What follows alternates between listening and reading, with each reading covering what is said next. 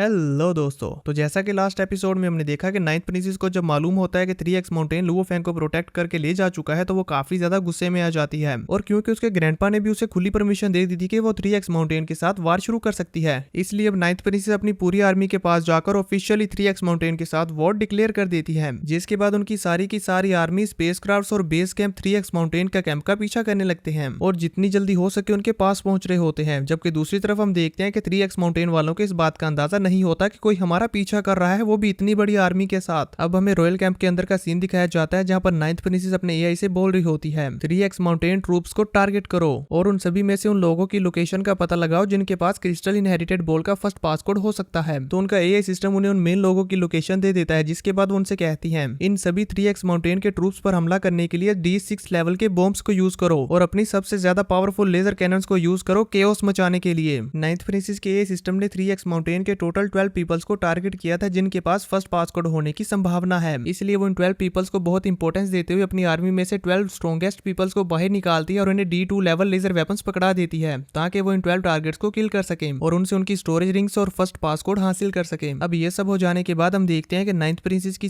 सारी आर्मी और laser cannons 3x mountain पर हमला करने के लिए बिल्कुल तैयार होती है। इसीलिए वो अपने 12 वॉरियर्स को जिनके पास लेजर वेपन्स है उन्हें पहले 3x माउंटेन पर हमला करने के लिए भेज देती है और फिर पीछे से अपनी बड़ी लेजर कैनन से 3x माउंटेन पर हमला करना शुरू कर देती है। जैसे उनका ये हमला शुरू होता है तो 3x माउंटेन के कैंप में भी उन्हें वार्निंग आना शुरू हो जाती है, जिसमें उन्हें बताया जा रहा था कि एक एबनॉर्मल एनर्जी डिटेक्ट हुई है जो कि आपके बिल्कुल पीछे है। लुओ फेंग और उसकी पूरी टीम काफी ज्यादा हैरान हो जाती है कि ये अचानक से क्या हो रहा है। तभी लीडर होंग कहते हैं हम पर अटैक होने वाला है, जल्दी से अपनी कॉम्बैट पावर को इकट्ठा करो। जबकि दूसरी तरफ नाइन्थ प्रिंसेस अपनी सारी की सारी लेजर कैनन्स को 3x माउंटेन के कैंप के ऊपर दाग देती है। तो 3x माउंटेन का कैंप इस हमले से बचने के लिए अपनी पोजीशन को चेंज करने की कोशिश करता है, लेकिन इतना बड़ा होने की वजह से वो इतनी जल्दी अपनी पोजीशन को चेंज नहीं कर सकता था कि वो लेजर वेपन्स के अटैक को डॉज कर सके। तो उसके आसपास जितने भी स्पेसक्राफ्ट्स उसके साथ होते हैं वो 3x माउंटेन के कैंप के सामने आकर एक प्रोटेक्शन बैरियर बना लेते हैं ताकि वो इन लेजर कैनन्स के हमले से अपने कैंप को बचा सके। पर हम देखते हैं कि इन लेजर कैनन्स का हमला इतना ज्यादा पावरफुल था कि उनकी शील्ड कुछ सेकंड भी नहीं टिक पाती और टूटकर बिखर जाती है और इसके बाद उस लेजर अटैक के सामने जितने भी स्पेसक्राफ्ट आ रहे थे वो सभी के सभी एक झटके में डिस्ट्रॉय होते जा रहे थे। इनमें से कुछ लेजर कैनन्स का अटैक जाकर 3x माउंटेन के कैंप के साथ टकराता है और कुछ लुओ फेंग के स्पेसशिप के साथ, जिस वजह से उनका स्पेसशिप क्रैश होने लगता है। लुओ फेंग, लीडर होंग और वॉरियर ली शन बड़ी मुश्किल से खुद को संभाल रहे होते हैं, लेकिन अब स्पेसशिप क्रैश होने वाला था। तभी लीडर होंग लुओ फेंग और वॉरियर ली शन से कहते हैं ये एयरक्राफ्ट क्रैश होने वाला है, हमें जल्दी से यहाँ से बाहर निकलना होगा। इसलिए वो चारों जल्दी से एयरक्राफ्ट से बाहर निकल आते हैं और फ्लाई करते हुए सेफ जोन की तरफ बढ़ने लगते हैं। लेकिन उनके रास्ते में बहुत सारी रुकावटें होती हैं क्योंकि 3x माउंटेन के बहुत सारे एयरक्राफ्ट क्रैश होकर नीचे गिर रहे थे, मानो कि जैसे एयरक्राफ्ट की बारिश हो रही हो। इसी दौरान एक एयरक्राफ्ट उनके पास आकर ब्लास्ट हो जाता है। लुओ फेंग और उसकी पूरी टीम अपने इतने नजदीक हुए ब्लास्ट की वजह से खुद को संभाल नहीं पाते और तेजी से नीचे गिरते हुए जमीन के साथ टकराते हैं। अपने इतने नजदीक हुए ब्लास्ट और नीचे गिरने की वजह से लुओ फेंग का तो सर चकरा जाता है, लेकिन वो किसी न किसी तरह करके खड़ा होता है और खुद को संभालने की कोशिश करता है और फिर जैसे आसमान की तरफ देखता है तो वो देखता है कि मेरे सामने तो पूरी की पूरी जमीन और आसमान दोबारा से वॉर से भर चुका है। ये देखकर वो काफी हैरान होता है। तभी फिर से उसके पास एक एयरक्राफ्ट गिरता है और गिरते साथ ही ब्लास्ट हो जाता है। उस एयरक्राफ्ट में से एक वॉरियर अपनी जान बचाकर बाहर निकलता है, तो जैसे लुओ फेंग उसे संभालने के लिए आगे बढ़ता है तभी उस पर एक लेजर कैनन का अटैक होता है और वो वॉरियर वहीं पर मारा जाता है। ये देखकर लुओ फेंग को रॉयल टीम के ऊपर बहुत ही ज्यादा गुस्सा आ रहा होता है कि तभी एक लेजर कैनन का अटैक उसकी भी तरफ बढ़ रहा होता है, जिसे वो बड़ी मुश्किल से डॉज करता है। अभी इससे पहले कि वो कुछ भी कर पाता तभी 3x माउंटेन के बहुत सारे स्पेसक्राफ्ट उसके आसपास आकर गिरने लगते हैं और ब्लास्ट होने लगते हैं, इसलिए वो जल्दी से उस जगह से भागकर बाहर जाने लगता है। लीडर होंग, वॉरियर ली शन और ओगियो भी लुओ फेंग को फॉलो करते हुए उसके पास आ जाते हैं और फिर वॉरियर ली शन लुओ फेंग से पूछते हैं आखिर यहाँ पर ये चल क्या रहा है। तो वो बातें उन्हें चेक करते हुए बताती है कि मेरी इन्फॉर्मेशन के अकॉर्डिंग किंगडम टीम ने 3x माउंटेन के 12 पीपल्स को अपना निशाना बनाया है ताकि वो लोग क्रिस्टल इनहेरिटेड बॉल के फर्स्ट पासकोड को हासिल कर सके। उन्हें लगता है कि इन 12 पीपल्स में से किसी एक के पास वो पासकोड होगा। सिर्फ इतना ही नहीं बल्कि इस वॉर के साथ साथ उन्होंने एक हंटिंग ऑपरेशन भी शुरू किया है, जिसमें उन्होंने कुछ वॉरियर्स को लेजर वेपन्स देते हुए इन 12 पीपल्स को हंट करने के लिए भेजा है। लुओ फेंग, तुम भी इसमें इंक्लूडेड हो। बबाता इन्हें ये सब बता रही होती है, जबकि दूसरी तरफ हम देखते हैं कि रॉयल टीम के उन 12 पीपल्स ने बहुत ही आसानी से 3x माउंटेन के बाकी 11 पीपल्स को मार डाला था और उनकी स्पेस रिंग्स को चेक करते हुए पता लगाने की कोशिश कर रहे थे कि क्या इनके पास पासकोड है, लेकिन वो पासकोड उन्हें उनसे नहीं मिलता। वॉरियर ली शन उन सभी वॉरियर्स के वाइटल सिग्नल्स को चेक करते हुए लुओ फेंग को बताते हैं कि वो सभी टारगेट्स मारे जा चुके हैं और अब हम लोग सिर्फ उनके एक अकेले टारगेट हैं। लुओ फेंग काफी ज्यादा परेशान हो जाता है और इस वॉर की सिचुएशन से निकलते हुए सीनियर मिंग यू को कांटेक्ट करने की कोशिश करता है। वहीं दूसरी तरफ senior Ming Yu Jian Tian Cheng के साथ होते हैं, लेकिन जैसे उन्हें लुओ फेंग की कॉल आती है तो वो उस कॉल को उठाते हैं। सीनियर मिंग यू को अपने सामने आता हुआ देखकर लुओ फेंग फौरन उनसे कहता है लॉर्ड मिंग यू, हमारी टीम को हजारों लोगों ने घेर लिया है, अब हमें 3x माउंटेन की हेल्प चाहिए। जिस पर senior Ming you Luo Feng से कहते हैं 3x माउंटेन अभी किंगडम टीम के अगेंस्ट फाइट कर रहा है, इसीलिए अब तुम लोगों को मदद का इंतजार करने की जरूरत नहीं है, बल्कि फाइट बैक करने की जरूरत है। अपनी पूरी जान लगाकर उन पर हमला करो।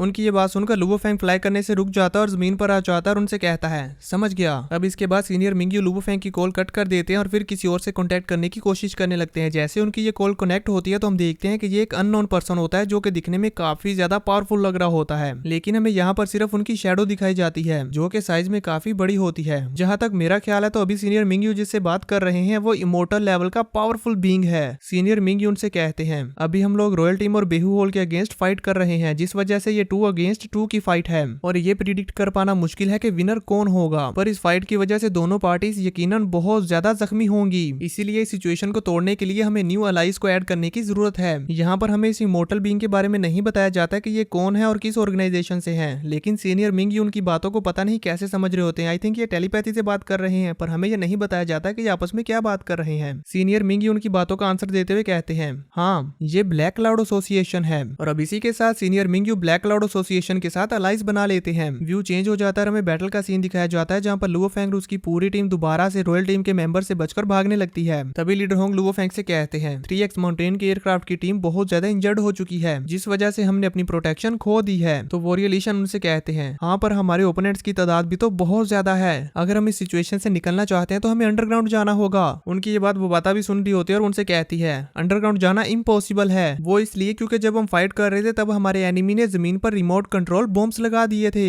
इस वजह से हम जमीन पर नहीं जा सकते। तो वॉरियर लीशन कहते हैं तो मतलब हम अब सिर्फ इस वॉर में से होते हुए जा सकते हैं, अब हमें अपने एंडलेस एनिमी से बिना रीइंफोर्समेंट्स के फाइट करनी होगी। वो इतना कहती हैं कि तभी उनके सामने कुछ वॉरियर्स आ जाते हैं जिसकी वजह से वो आगे नहीं बढ़ पाते और वहीं पर रुक जाते हैं, और फिर उनके पीछे से भी वॉरियर्स वहां पर पहुंच जाते हैं और साइडों से भी। अब यहाँ पर वो चारों तरफ से घिर चुके होते हैं। 9th प्रिंसेस अपने मॉनिटर पर ये देख रही होती है और उनके साथ नोलांसन क्लैन भी होता है। नोलांसन क्लैन लीडर और 9th प्रिंसेस ये देखकर खुश होने लगते हैं, जबकि लीडर होंग वॉरियर लीशन और लुवो फेंग फाइट के लिए रेडी हो रहे होते हैं और अपने वेपन्स को चार्ज करते हुए कहते हैं अब हमारे पास और कोई चॉइस नहीं है, ना ही हम वापिस जा सकते हैं। तो लुवो फेंग उनसे कहता है हमें सिचुएशन का ब्रेक थ्रू करना ही होगा, और ये कहते साथ ही वो अपनी क्लाउड ऑर्बिंग वाइन को यूज करते हुए वहां पर उन लोगों पर हमला करना शुरू कर देता है। वो लोग भी कहाँ कम थे, वो भी हजारों की तादाद में लुवो फेंग के ऊपर हमला करना शुरू कर देते हैं। उन सभी लोगों के साथ फाइट करते हुए लुवो फेंग अपने मन में सोचता है इस वॉर में हजारों वॉरियर्स के अगेंस्ट हम सिर्फ 4 लोग हैं, हमारी तादाद तो बहुत ही कम है। हाउएवर हम लोग यूनिवर्स लेवल की क्लाउड ऑर्बिंग वाइन से प्रोटेक्टेड हैं, लेकिन फिर भी हमारे लिए इस सिचुएशन का ब्रेक थ्रू कर पाना नामुमकिन सा हो रहा है। रॉयल टीम, बेहू होल और नोलांसन क्लैन के वॉरियर्स मिलकर लुवो फेंग की क्लाउड ऑर्बिंग वाइन्स को पकड़ने की कोशिश करते हैं, लेकिन क्लाउड ऑर्बिंग वाइन बहुत ही ज्यादा पावरफुल है, जिस वजह से वो बहुत ही आसानी से उन सभी वॉरियर्स को कुचल देती है जो भी उसे पकड़ने की कोशिश कर रहे थे। क्लाउड ऑर्बिंग वाइन्स के होने की वजह से कोई भी वॉरियर लुवो फेंग और उसकी टीम तक नहीं पहुंच पा रहा होता, और जो भी उन तक पहुंचने की कोशिश करता है वो सभी के सभी बेचारे मारे जा रहे थे। लेकिन फिर भी वो आगे बढ़ने से नहीं रुकते, एक के बाद एक आते ही जाते हैं। तभी दूसरी तरफ हमें आसमान में दिखाया जाता है कि अचानक से रॉयल टीम के स्पेसक्राफ्ट डिस्ट्रॉय होना शुरू हो जाते हैं। ये देखकर 9th प्रिंसेस के कंट्रोल रूम में बैठा हुआ वॉरियर काफी ज्यादा हैरान हो जाता है और कहता है हमारी फ्रंट लाइन पर अटैक हुआ है जो कि ब्लैक क्लाउड एसोसिएशन ने किया है। 9th प्रिंसेस अपने सामने स्क्रीन पर ब्लैक क्लाउड एसोसिएशन को हमला करते हुए देखकर हैरानी से कहती है अब आखिर वो लोग हमारे इस कॉन्फ्लिक्ट में इंटरफेयर क्यों कर रहे हैं, जबकि दूसरी तरफ ब्लैक क्लाउड एसोसिएशन के बहुत सारे स्पेसक्राफ्ट पोर्टल का यूज करते हुए यहाँ पर वॉर में आ रहे होते हैं और यहाँ पर आते ही रॉयल टीम के स्पेसक्राफ्ट को डिस्ट्रॉय करते जा रहे थे। ब्लैक क्लाउड एसोसिएशन के वॉर में कदम रखने से पहले रॉयल टीम 3x माउंटेन के ऊपर भारी पड़ रही थी, लेकिन अब इनके आने के बाद रॉयल टीम कमजोर पड़ने लगती है। 9th प्रिंसेस अपने ग्रैंडपा हारग्रेव को इसके बारे में बताती है। जैसे ही ग्रैंडपा को ये पता चलता है तो वो अपनी पावर्स को रिलीज करते हुए जियांग टियानचेन से कहता है बेइलोंग सिटी के अलावा तुमने सीक्रेटली ब्लैक क्लाउड एसोसिएशन के साथ अपनी अलायंस बना ली। ये कहते हुए हारग्रेव की पावर जियांग टियानचेन की टेरिटरी में घुस चुकी थी, जिस पर जियांग टियानचेन बड़े ही आराम से अपनी इलेक्ट्रिक पावर से हारग्रेव की पावर्स को डिस्ट्रॉय कर देते हैं और फिर लेग के ऊपर लेग रखते हुए कहते हैं मैं जानता हूँ कि तुम भी ब्लैक क्लाउड एसोसिएशन के साथ अलायंस बनाने के बारे में बात कर रहे थे, अनफॉर्चुनेटली उन्हें हमारी टर्म्स ज्यादा अच्छी लगी। तो हारग्रेव उनसे कहते हैं हालांकि तुम तीनों ऑर्गेनाइजेशंस वाले मिलकर काम कर रहे हो, लेकिन फिर भी हमारी किंगडम टीम के तुम लोगों को हराने के चांसेस ज्यादा हैं। तो जियांग टियानचेन कहते हैं हम फर्स्ट पासकोड को भी डिस्ट्रॉय कर सकते हैं,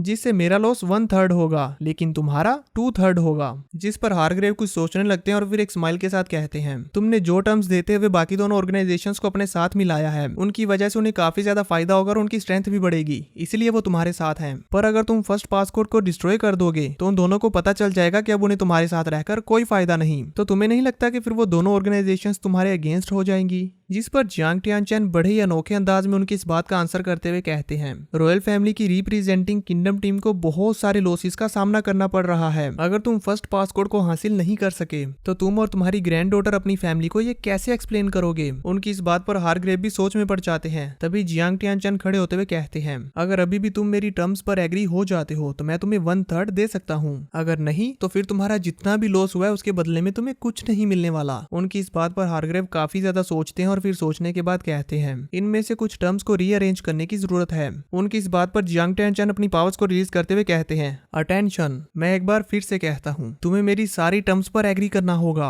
अब तो बेचारे ग्रैंडपा यहाँ पर बुरे फंसे हैं और वो दोबारा से सोच में पड़ जाते हैं कि मैं क्या करूँ। इसी के साथ व्यू चेंज होता है और दूसरी तरफ हम देखते हैं कि नाइन्थ प्रिंसेस के मॉनिटर पर एक वॉरियर आते हुए कहता है, हमारी फ्रंट लाइन पर ब्लैक क्लाउड एसोसिएशन ने हमला किया है, हमें रीइंफोर्समेंट्स की जरूरत है। वो वॉरियर इतना कहता ही है कि तभी उसके ऊपर भी लेजर कैनन से हमला होता है और उनका स्पेसशिप और साथ ही साथ वो वॉरियर भी डिस्ट्रॉय हो जाता है। नाइन्थ प्रिंसेस अपने सामने ये सब कुछ होता हुआ देखकर काफी ज्यादा गुस्सा हो जाती है और अपना पंच चेयर पर मारते हुए कहती है, लुओ फैंग को किल करने की अपॉर्चुनिटी हमारे बिल्कुल सामने है, इस तरह के मौके पर मैं आखिर कैसे तुम लोगों को असिस्टेंस प्रोवाइड कर सकती हूँ। इसी के साथ वो गुस्से में अपनी टीम नंबर 2 से कहती है, आगे बढ़ो। नाइन्थ प्रिंसेस का ये ऑर्डर सुनते साथ ही उनकी वो टीम नंबर 2 जो कि अभी वॉर से बाहर थी, वो सारी की सारी लुओ फेंग रूस की टीम की लोकेशन के पास पहुंच जाती है। और ये टीम नंबर 2 और कुछ नहीं बल्कि काफी सारे स्पेसक्राफ्ट्स होते हैं जो कि सभी लेजर कैनन से लैस हैं। अपने ऊपर इतने ज्यादा स्पेसक्राफ्ट्स को आया हुआ देखकर लीडर होंग, वोरियलिशन, लुओ फेंग, रोगियो हैरान हो जाते हैं और कहते हैं, ये तो एयरक्राफ्ट टीम है। इवन हमारे पास यूनिवर्स लेवल की क्लाउड रबिंग वाइन है, लेकिन इन एयरक्राफ्ट की लेजर कैनन उसे भी ओवरलोड कर देगी। ये कहते हुए जैसे ही लुओ फेंग उन एयरक्राफ्ट की तरफ देखता है तो वो देखता है कि वो सभी एयरक्राफ्ट तो अपने लेजर वेपन्स को रेडी कर रहे हैं। ये देखकर वो कहता है, बुरा हुआ। और इसी के साथ वो अपनी क्लाउड रबिंग वाइन को इन स्पेसक्राफ्ट का सामना करने के लिए आगे भेज देता है। तभी दूसरी तरफ हम देखते हैं कि वो स्पेसक्राफ्ट अपने लेजर अटैक्स को लुओ फेंग की क्लाउड रबिंग वाइन के ऊपर करना शुरू कर देते हैं।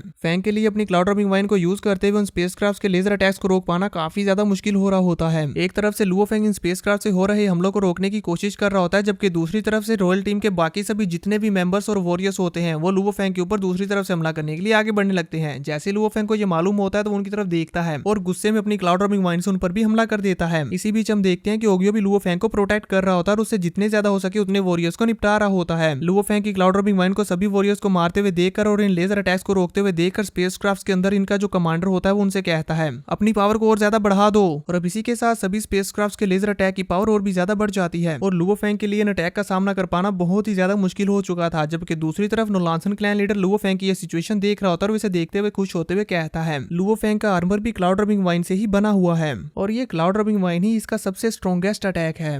हाउएवर, जब ये इस क्लाउड रबिंग वाइन की ज्यादा ब्रांचेस को यूज करेगा इसके आर्मर की डिफेंस डेफिनेटली वीक हो जाएगी। नोलांसन क्लैन लीडर ये बोल रहा होता है, जबकि दूसरी तरफ रियल में वाकई में ऐसा ही हो रहा होता है। विवाता के पास लुओ फेंग के आर्मर की वार्निंग आ रही होती है और वो उसे चेक करते हुए बताती है, लुओ फेंग तुम्हारा आर्मर ऑलमोस्ट अपनी लिमिट तक पहुंच चुका है। और अब इसी के साथ लुओ फेंग की बॉडी से उसका क्लाउड रबिंग वाइन से बना हुआ आर्मर उतर जाता है। ये देखकर नोलांसन क्लैन लीडर कहता है, लुओ फेंग पहले ही अपनी लिमिट तक पहुंच चुका है, अब ये डेफिनेटली अपनी स्टार लेवल की बॉडी को प्रोटेक्ट नहीं कर पाएगा। नाइन्थ प्रिंसेस भी ये देखकर मुस्कुरा रही होती है कि अब फाइनली इससे छुटकारा मिलेगा। जबकि दूसरी तरफ लुओ फेंग को बहुत ही ज्यादा पेन हो रहा होता है क्योंकि एक तरफ से वो लेजर वेपन्स के हमले को रोक रहा है, जबकि दूसरी तरफ से वो बाकी सभी वॉरियर्स को मार रहा है जो भी उस पर हमला करने के लिए आ रहे हैं। तो अब देखेंगे नेक्स्ट एपिसोड में कि अब लुओ फेंग की सिचुएशन को कब तक हैंडल कर पाएगा, क्या वो यहाँ पर जिंदा बच पाएगा भी या नहीं। आप सब लोगों को क्या लगता है मुझे नीचे कमेंट करके जरूर बताना।